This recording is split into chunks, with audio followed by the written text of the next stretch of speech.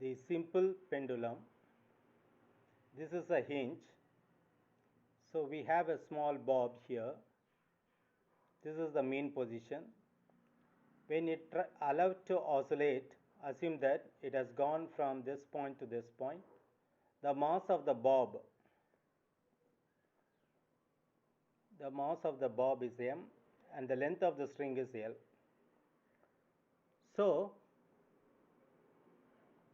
at this point you see a tension capital T, and then you see a force which is due to acceleration due to gravity.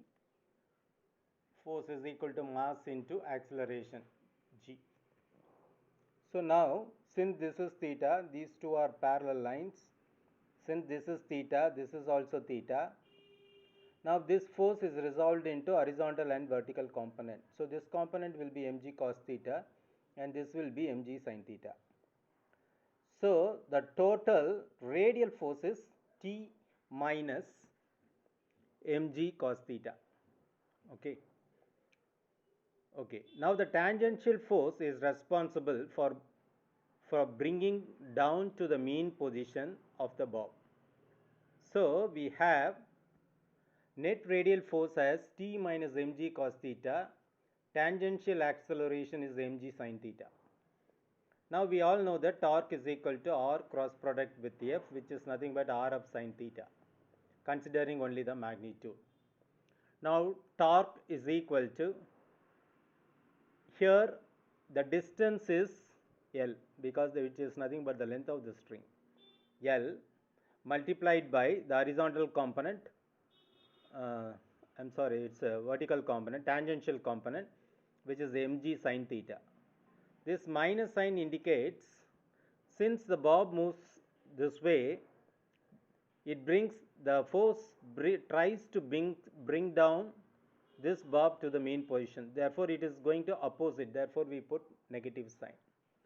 By Newton's law of rotational motion, we have tau torque is equal to I into alpha. Now I is nothing but moment of inertia, ml squared, and alpha is the angular acceleration, del omega by del t or d omega by dt. Now equation 1 should be equal to 2. Therefore, I alpha is equal to minus L mg sin theta.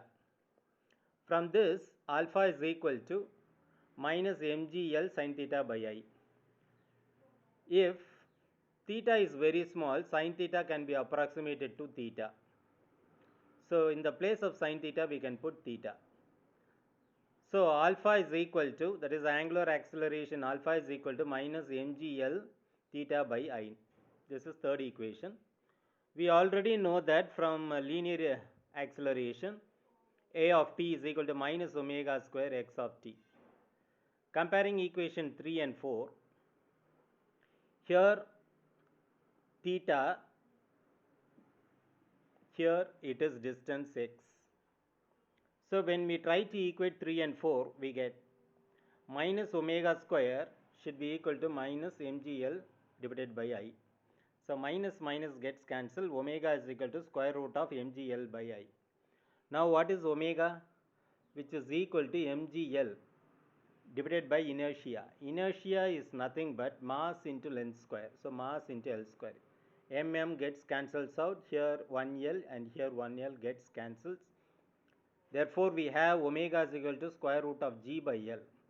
But omega is 2 pi f, which is equal to root of g by L. F is equal to 1 by 2 pi square root of g by L. Therefore, the period of oscillation of the bob T is equal to 2 pi square root of L by g. Hope you have understood this topic on simple pendulum. Thanks for watching this video. Nandri.